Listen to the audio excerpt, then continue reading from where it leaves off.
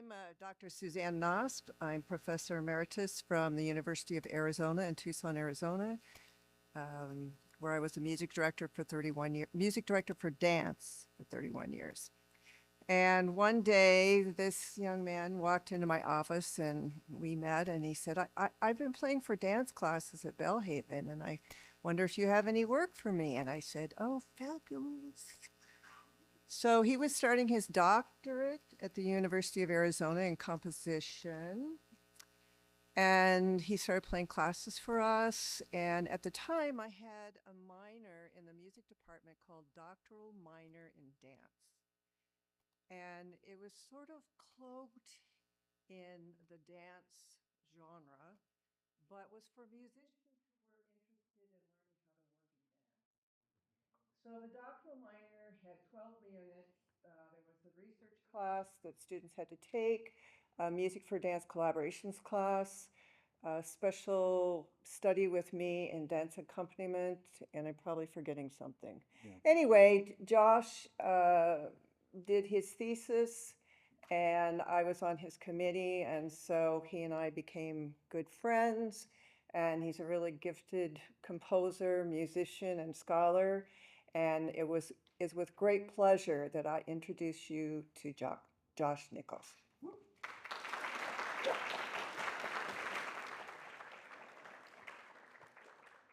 Thank you so much, Suzanne. It is a real pleasure to be here with you today to give you this presentation for art's sake.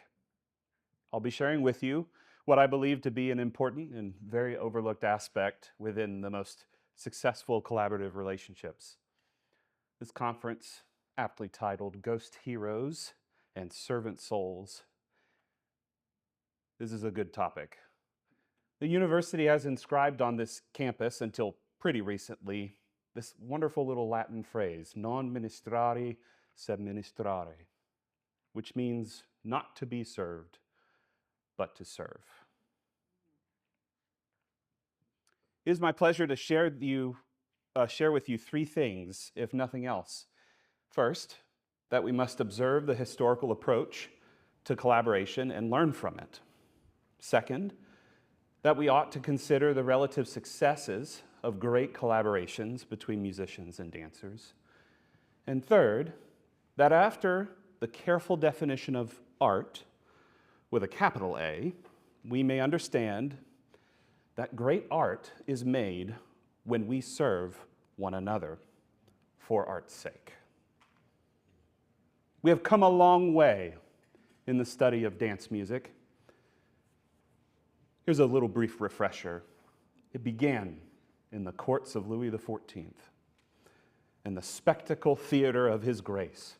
Jean-Baptiste Louis and his fellow courtiers provided dazzling musics and pyrotechnics and background for the immense presence of the inestimable King of France. There was music, song, pantomime, and drama, but the focus was on the king. This evolved naturally into opera throughout Europe, seeing its inclusion as divertissement, mostly mimetic, mythological, and elaborating with song. Composers of ballet, more like artisans, wrote according to the norms and forms of recognizable dances. Many folk in the country and in the ballroom knew this. Again, the music was simple, predictable, and the choreography was secondary to the role of the whole story.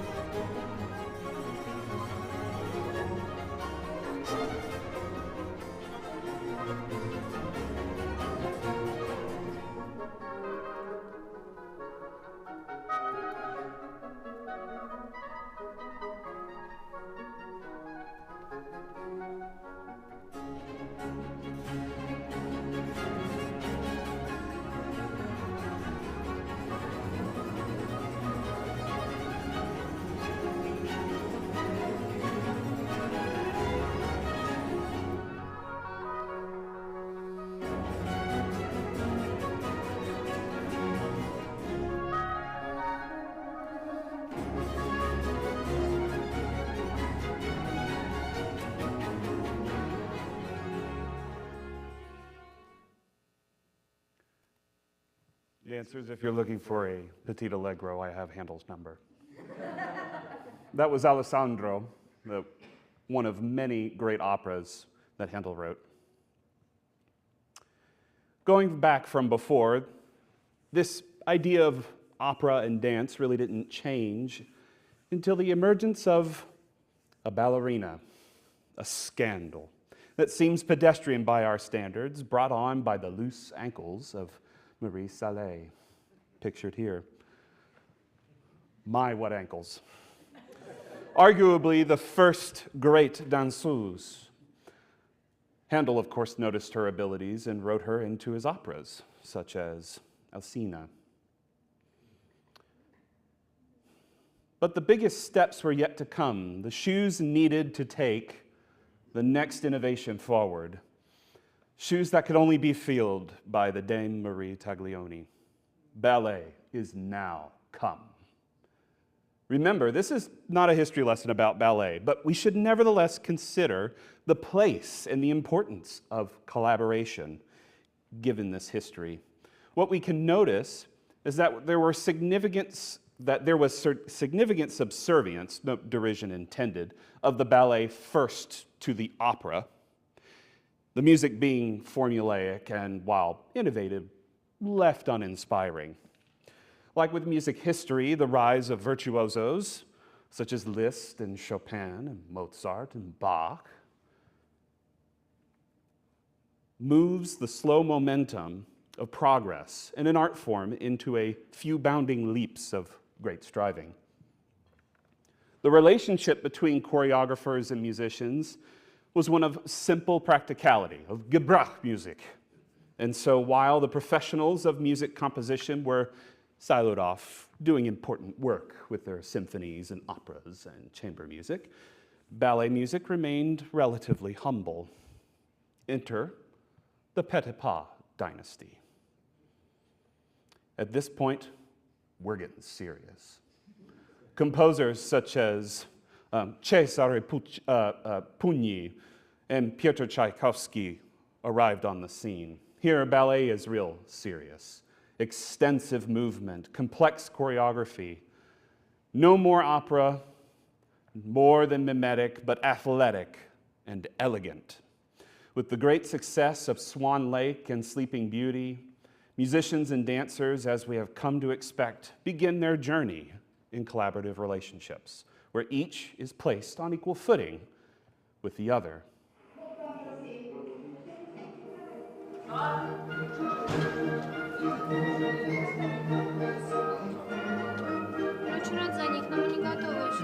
I apologize, I put the wrong clip in. There we go.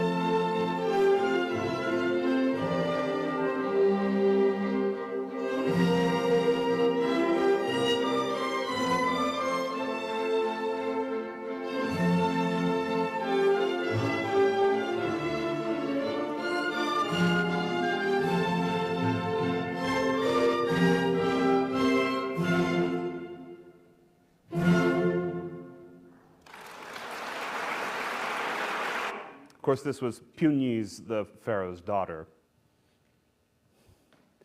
Except that it wasn't exactly on equal footing. The collision of concert music with the theater of ballet led to a great cultural and artistic tension. Sure, The dancers were able to endure more complex movement and choreography, and the orchestras were up for the task. But an ageless debate emerged between what was more important. Was it the music? For what is ballet without music? Was it the choreography? For what is music with dance without dancing? Consider this from Louis Horst. The dance should be the center of interest, the point of tension. If the music is thick and overloaded, as it is apt to be, if it was written to be heard alone, it obscures the dance.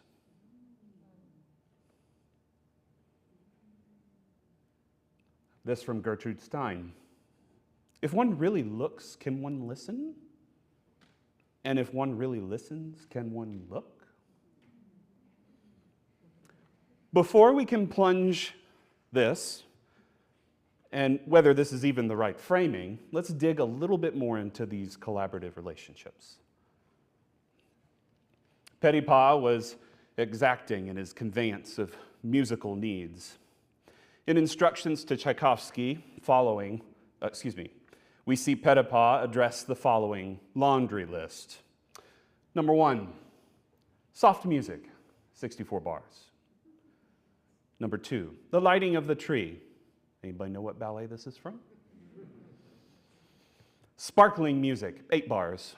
Number 3, the entry of the children. Noisy and joyous music, 24 bars. Number 4, the moment of astonishment and admiration, a tremolo for some bars. Number 5, march, 64 bars. Number 6, entry of the incroyables, 16 bars rococo, minuet, tempo. Number 7, gallop.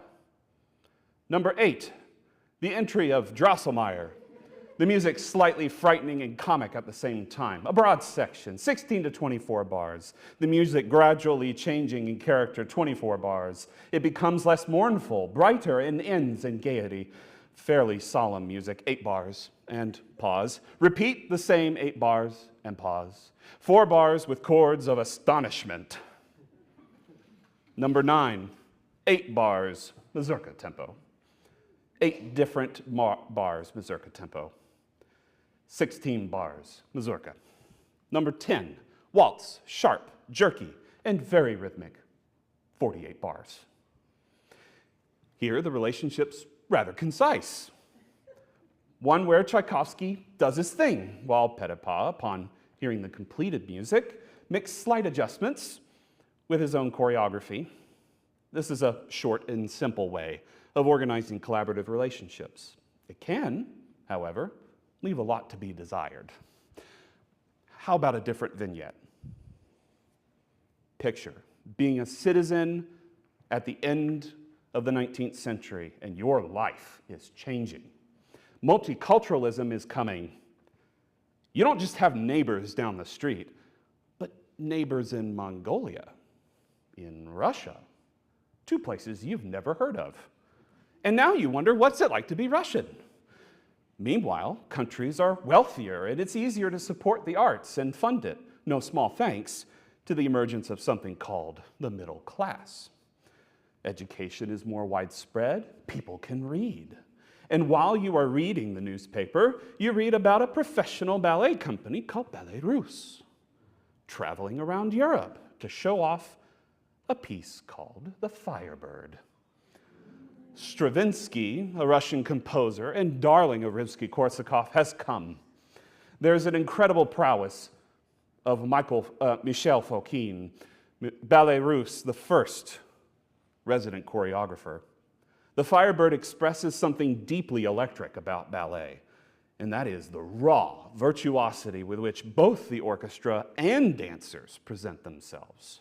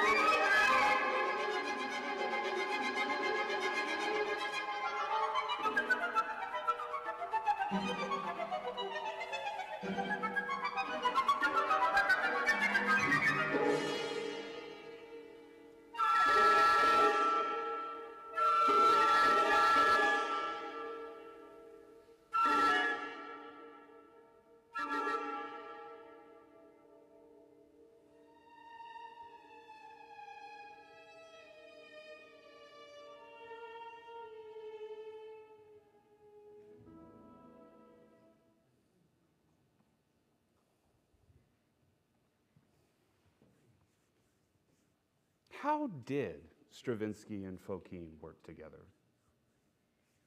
Apparently, very close, and very openly, at least to Fokine's memoirs of a ballet master.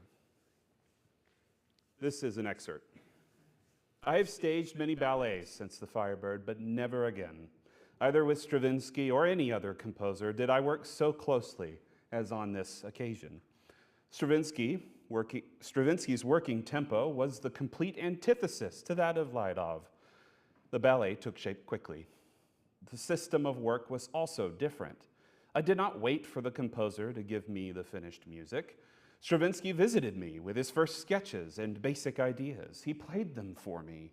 I demonstrated the scenes to him. At my request, he broke up his national themes into short phrases corresponding to the separate moments of a scene, separate gestures and poses.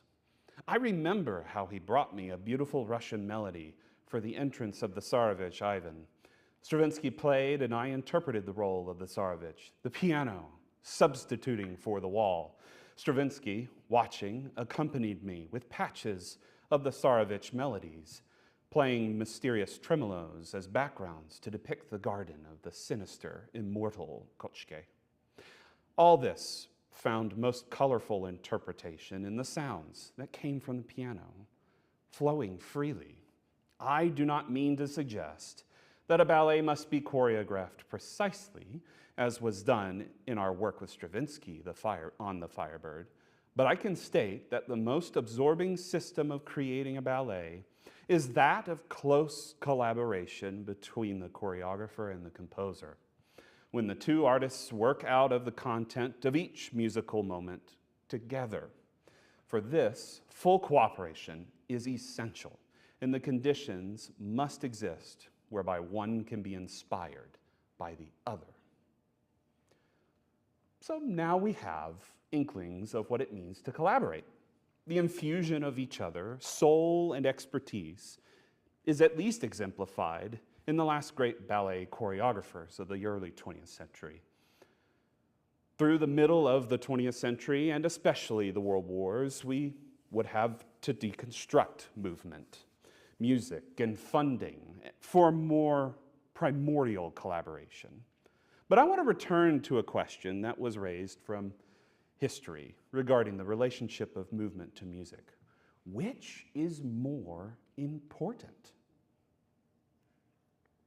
When approaching music and movement, we often experience each separately. Truly, they engage two different senses. But is there an order of importance? When it comes to ballet, it's important. Its importance is often justified as one of precedence. What would we have without the dance?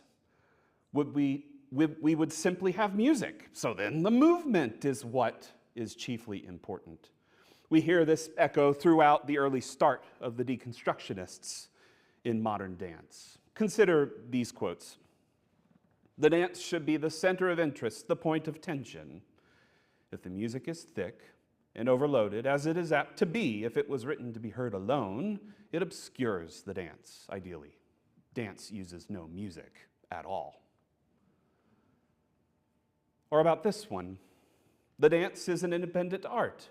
subject to laws of its own, which can lead the choreographer to movements not really indicated in the score, to movements set above the sound on the basis of emotional timing.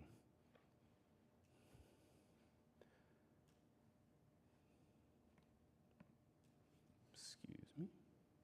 Indeed, there had been a laboring over the music with the publication of these orchestral suites of Tchaikovsky and Stravinsky and Ravel and Debussy. Many have echoed the need for great music in dance. Indeed, how many can imagine the Nutcracker, pas de deux, without the stirring finales of Tchaikovsky's orchestration? Or what of Les Sacres? Here, I'm going to play this, but without sound. Can you imagine this without music?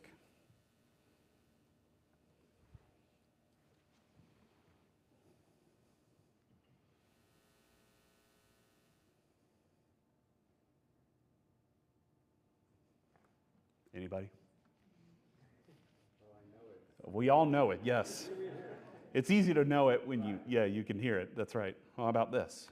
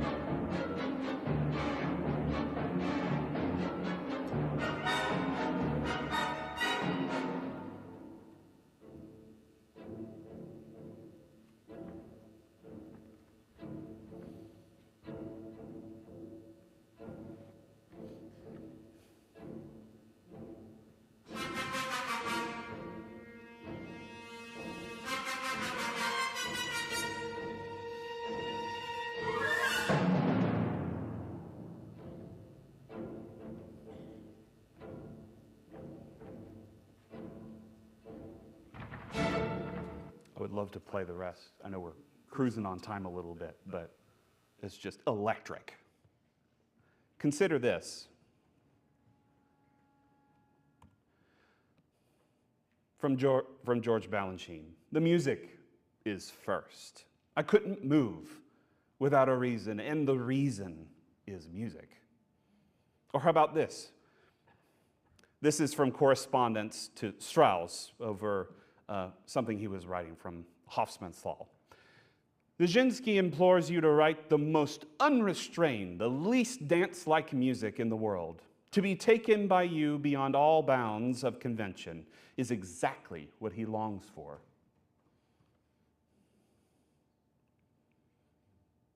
How do we reconcile the two? Do we leave it up as a matter of taste? Do they trade the spotlight? What if it was neither? What if what if what we experience is neither the dance nor the music in isolating blows, but rather a totally transcendent act? After all, is it mere physicality which defines dance? I know many dancers in this room who slave over technique and form and strength and endurance, but is this all there is to dance? And what of music?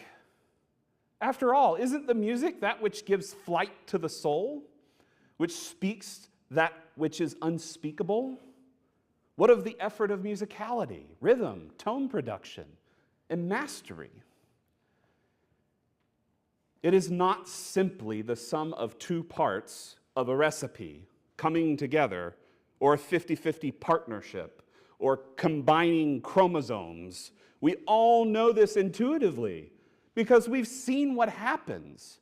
Tears streaming down the eyes of a homesick college student who eats mom's most delicious dish. Or the utter rush of endorphins after a tremendous workout with your trainer or buddy. Or the incredible act of creating new life which is not just a sack of cells, but another living, breathing human being. Likewise, this collaboration of dance and music transcends the time and space of us and lifts us higher. It lifts us to the spheres, the muses, and the contemplation of the universe. What we create is art. It is not simply ballet, dance, choreography. It is not simply music, accompaniment, background. It is such that when we combine the two, we get to partake of something that is greater than the sum of its parts. This is why we must serve one another first. It is not about us, our expertise, our credentials, diplomas, fame, or fortune. When we make it about the music, we take away from what makes this collaboration transcend ordinary parts. Let me put it in a slightly different way. When we serve our own interests first, putting our own wants and interests above and beyond our creative partners, then we acknowledge implicitly that our motives are not for art, but to ingratiate ourselves. This requires a fair bit of self-sacrifice.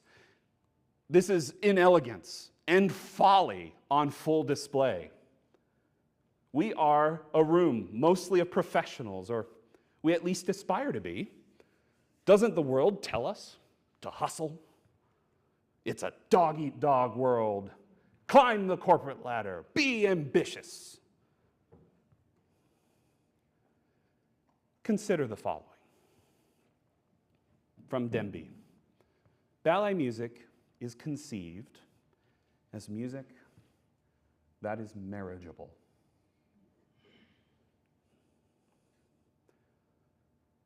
Or from Stravinsky himself. The choreography emphasized relationships of which I had hardly been aware. In the same way, and the performance was like a tour of a building for which I had drawn the plans but never explored the result. I owe Balanchine even more for another aspect of this revelation. His discovery of the music's essential lyricism. Or from Robert Starrer, a dance composition with music can be created in different ways. A choreographer may use an existing musical score. He may choreograph an entire dance in silence and then have a composer outfit his counts, bless y'all by the way, and beasts with sounds, or the work may be a joint creation. From the composer's point of view, only the latter way is truly satisfactory. How about this from Norman Lloyd? In writing music for dance, the composer should have but one aim: to create music that makes the total work successful.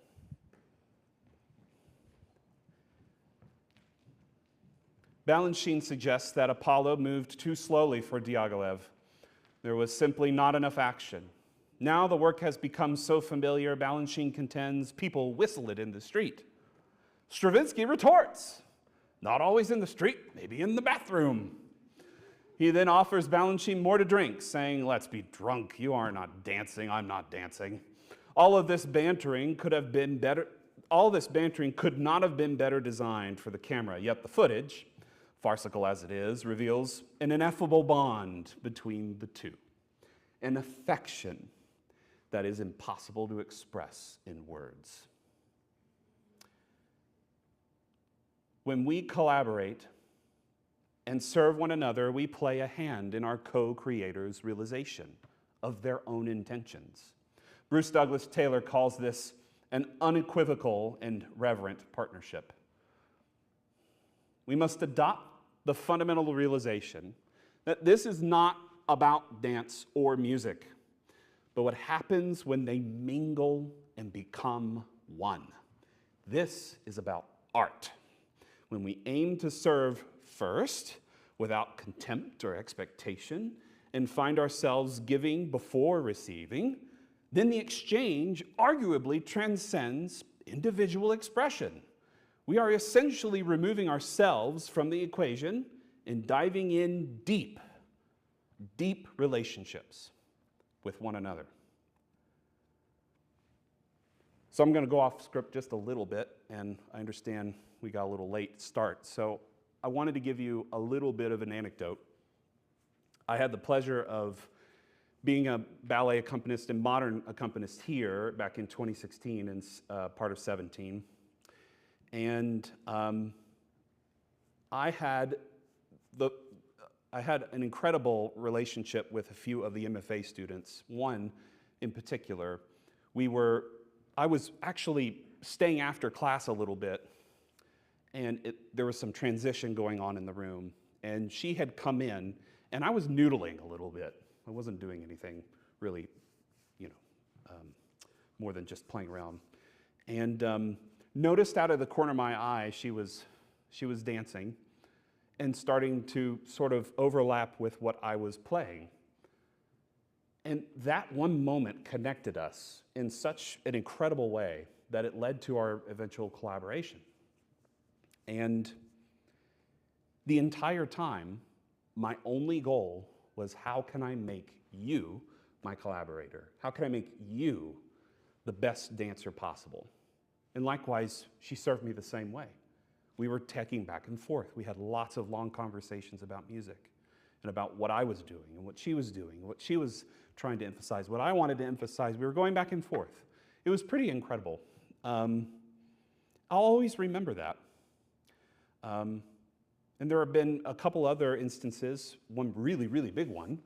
I wrote a ballet that got premiered here back in 2018, something like that.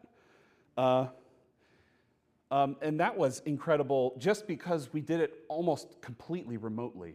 I would get notes through Excel sheets, and they would give me feedback about the music. Wasn't ideal, but it was also pretty incredible. So I'd love to chat about that at some point. I'll try to keep things moving here as we close things up. But suffice it to say, I'm really honored and privileged, actually, to have these incredible partnerships and relationships in my life. So now that I'm off script, I kind of want to touch something here. Some of you might be asking more precisely, what is art? Maybe not. But I'm just going to run right into it. I believe, and I think this is attested to by lots and lots of human history, that art is what cultures do to speak in metaphor. There's this essential need in all of us to communicate with one another, to be in relationship with other people. We are at a distinctly Christian college. We believe this is part of the Imago Dei, but this is in every world religion that we find, the imprint of this timelessness, this need to connect. And art is the thing we do more precisely, or rather imprecisely, depending on how you look at it, is the medium by which we speak to one another and to other art through metaphor, as if metaphor is the essential thing, the currency of that communication. And I can't think of anything better to describe that than a little bit of poetry.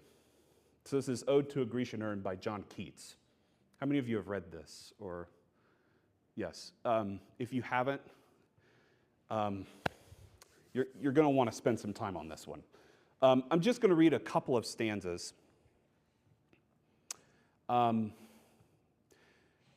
So a Grecian urn, of course, is a small pot that's finished, and it has these beautiful paintings and carvings on them, gilding sometimes if it's really fancy. And it's usually depicting something from mythology. But John Keats does something spectacular. He creates images that go beyond the urn. And here's where I get choked up. I'll read the first two. Let's see if I can get through this without crying. Okay. Thou still unravished bride of quietness, the bride being the urn.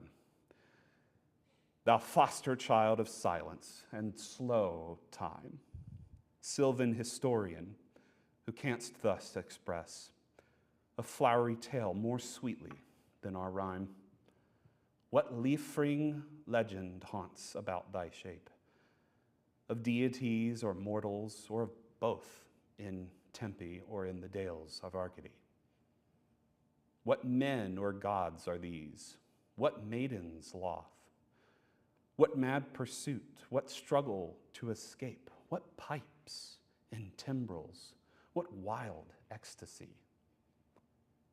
Heard melodies are sweet, but those unheard are sweeter. Therefore, ye soft pipes, play on, not to the sensual ear, but more endeared, pipe to the spirit ditties of no tone. Fair youth, beneath the trees thou canst not leave thy song, nor ever can those trees be bare. Bold lover, never, never canst thou kiss, though winning near the goal, yet do not grieve. She cannot fade, though thou hast not thy bliss. Forever wilt thou love, and she be fair. Incredible imagery and metaphor. This one's even more fun. How many of you have read The Voyage of the Dawn Treader? Go pick it up if you haven't. There's this beautiful moment where Eustace, perhaps one of the ugliest names to ever cross. It's a joke. It's from the first page. So Eustace is confronted with this old star. First of all, isn't that glorious imagery? And this is what happens. I saw the last lands at the end of the world long ago, said the old man. But it was from a great height. I cannot tell you such things as sailors need to know. Do you mean you were flying in the air? Eustace blurted out. I was a long way above the air, my son, replied the old man. I am Ramandu, but I see that you stare at one another and have not heard this name. And no wonder, for the days when I was a star had ceased long before any of you knew this world, and all the constellations have changed. Golly, said Edmund under his breath, he's a retired star. Aren't you a star any longer? Asked Lucy. I am a star at rest, my daughter, answered Ramandu. When I set for the last time, decrepit and old beyond all that you can reckon, I was carried to this island. I am not so old now as I was then. Every morning, a bird brings me a fireberry from the valleys in the sun, and each fireberry takes away a little of my age. And when I have become as young as the child that was born yesterday, then I shall take my rising again. For we are at earth's eastern rim, and once more tread the great dance. In our world, said Eustace, a star is a huge ball of flaming gas. This is brilliant. Even in your world, my son, that is not what a star is, but only what it's made of. And in this world, you have already met a star, for I think you have been with Coriakin. That is not what a star is, but only what it is made of. Friends, dance and music is not just combining the two things. That's what it's made of, but that's not what it is. It goes far above and beyond anything we could imagine just through that collaboration. Thank you very much.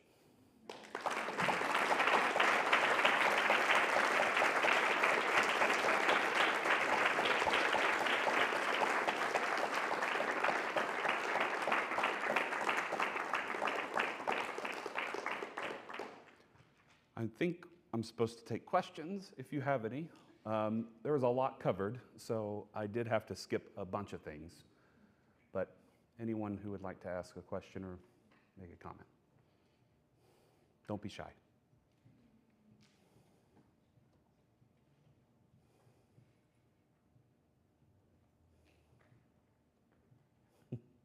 Yes? This whole concept certainly plays into music for film. Absolutely. Do you have any further comments about that one? Perhaps some films you've seen that have Film excellent is, scores? I have had some experience with film, and it is rough. Music for film is done so fast now. I mean, it used to be you could spend, in the golden age, you could spend a whole year. I wasn't alive then, but I knew from great mentors that you could spend a year writing a film score. I think Lawrence of Arabia was something that took a year and a half. And fitfully so, it's one of the great film scores of all time, but you couldn't write that much music and give it that much care today. It's really hard. There's this whole complex of collaborations between orchestrators and producers and music editors and film editors, and it's just the back and forth. It makes it very tricky, but it can happen. I think I've seen that before, but it is certainly more difficult. And do you believe it's the same relationship? Pardon?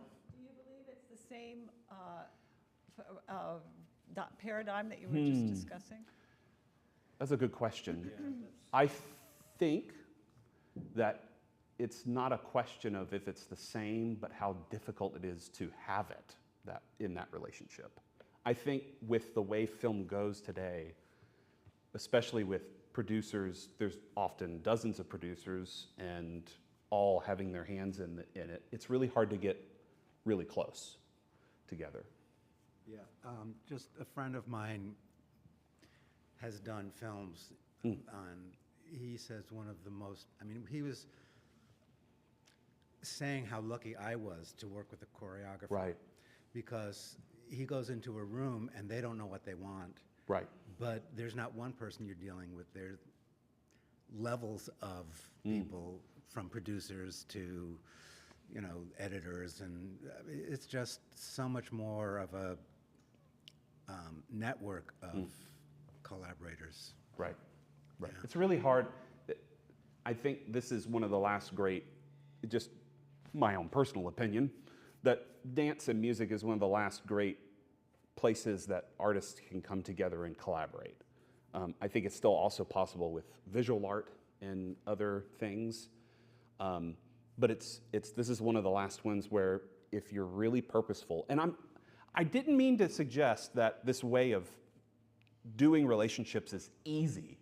It's really hard. So in my mind, it takes extra work to practice this, but it is certainly very fruitful. So. And there's video dance, of course. Yeah, dance for the camera. Or dance for the camera. I mean, that Right. is maybe with not as many producers, but there still has to be That's one. true. That's true. No, that's excellent.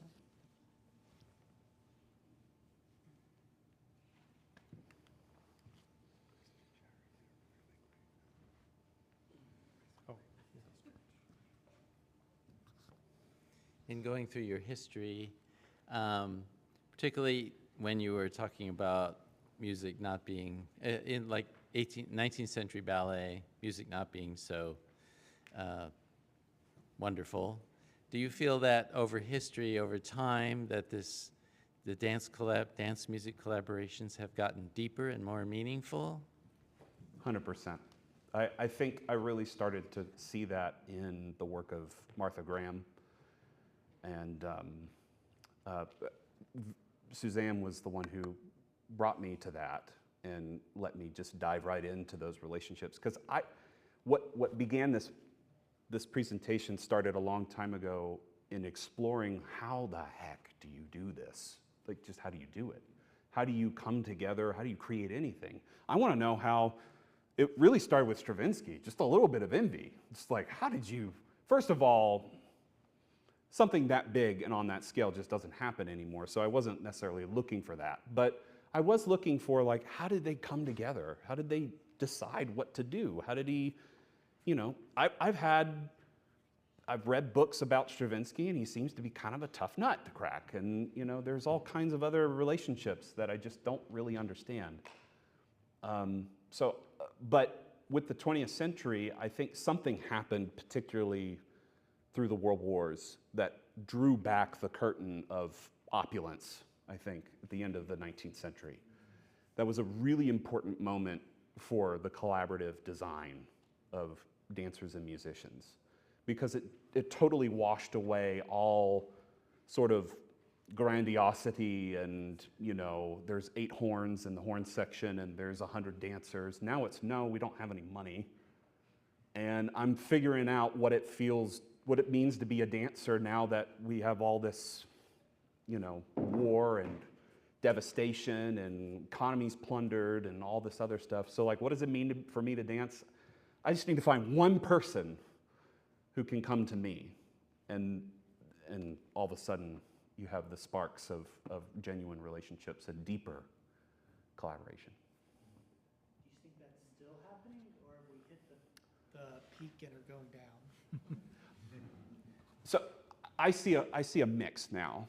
I think in the digital age that's made us take 2 steps back.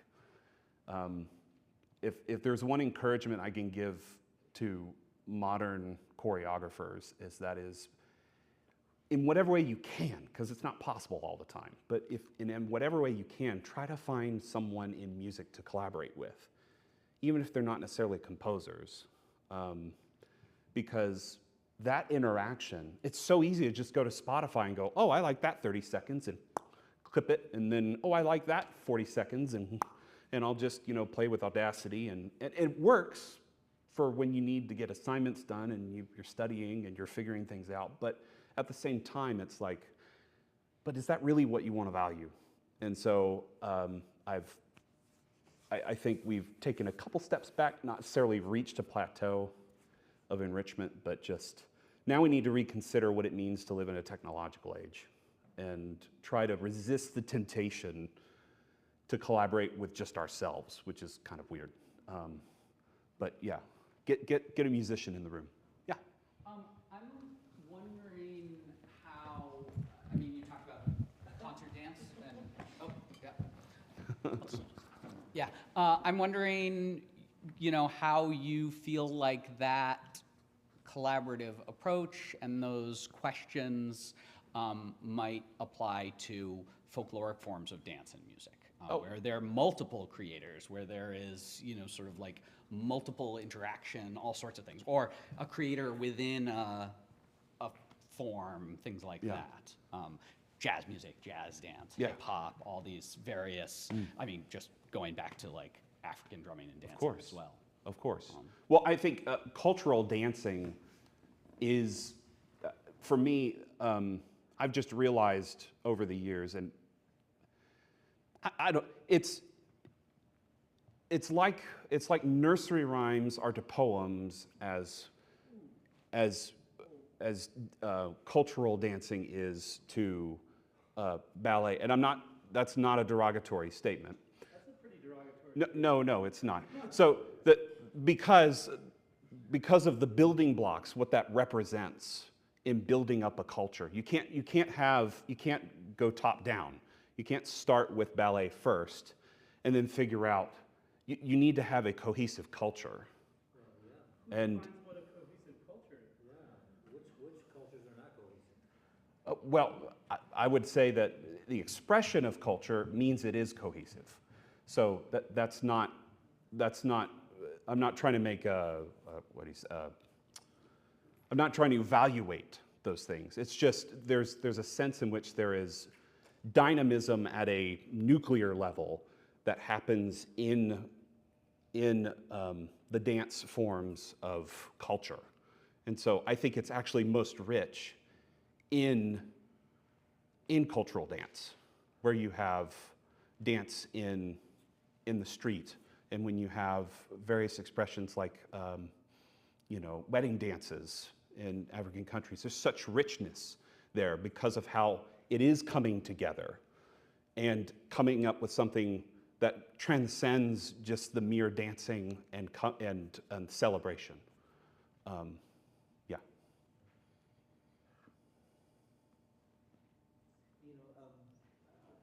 find there is an art form too. I sometimes was confronted with that situation where you have a pre-existing finished dance, and then you try to make a cohesive music score, which sounds like what Tchaikovsky had to do. Mm-hmm. I mean, it's a famously singable score that is fantastic. It doesn't sound choppy at all. Right. I'm thinking of the Pina Bausch Rite of Spring, that I had the opportunity to see this African, all Africans, do that piece at the Armory in New York. It was incredible. But Pina Bausch never met Stravinsky. Right. So it can have a powerful effect, but it's not the collaboration that you're talking about. Right. I think we're talking at that point. I do agree with you entirely about the optimum layered choreography and working together. There's Right. nothing like it. I agree. There's a whole nother layer to collaboration where, so I think about this a lot. We listen to, for example, Beethoven symphonies, but not with Beethoven in the audience, or the original players, or the original instruments, or the original understanding of tempo, or of the characteristics of how it comes together from a cultural standpoint. We have none of that, yet we still get to enjoy it. And that says something to how it has transcended time. So it's the same thing with this kind of collaborative relationship you talk about. You're interacting with historical artifacts that come to you without interacting with Stravinsky or with Balanchine or with Diaghilev or anybody else or Beethoven or whoever it is, but yet you are participating in that relationship. Just now with... Right, right, exactly. I was curious how there's so many different perspectives on collaboration, and I love that you compare, you have Fokine, here's Tchaikovsky getting a list of chores to do versus Right. maybe a more organic relationship. And I'm sure it changes, there's no right or wrong, maybe it looks different depending on who you're working with, different personalities, maybe a timeline you're on, a deadline, budget probably affects a lot of things. So either from your own experience or maybe take away from historical outlook, what's your advice for people, dancers and musicians coming together maybe for the first time, and trying to navigate this trying to find common language, first time interacting with each other? What's your advice for people coming together like that? That's a really good question. For me personally, the first question I ask my collaborator is, what can I do for you? And just start there. And now, some might say there's an endless loop. Well, they're going to ask you, what can I do for you? And it's, well, what can I do for you? No, you start first with the other person, and you start by asking an open question, which is, what can I, and what I know and all I've experienced and how I can put things together as a musician, how can I serve you as a choreographer right this moment? And so, really great example. I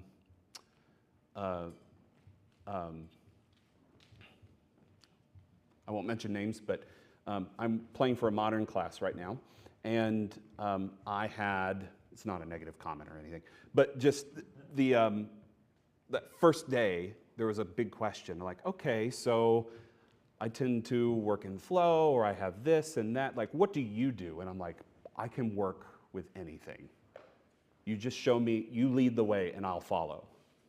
And so like this established a relationship of like, I'm not here about myself. I'm here for this that we're experiencing as a group. And so that completely relaxes the back and forth. And if something doesn't work, I kick it to the road. Like it just, there's no pretension about it. Yes? Well, yeah, but playing for class is different than composing, Agreed. I believe. But what Dan Wagner used to say, or what he told, he's a famous choreographer who's passed, some of you know who he is, but anyway, he said, you have to go out for a cup of coffee and just talk about what your lives, and you find some connections, and it teaches you to trust one another and to find the connections in just a personal way, and then you start asking questions about the project. I thought that was very interesting. I think probably we're going to have to draw it to a close. Thank you for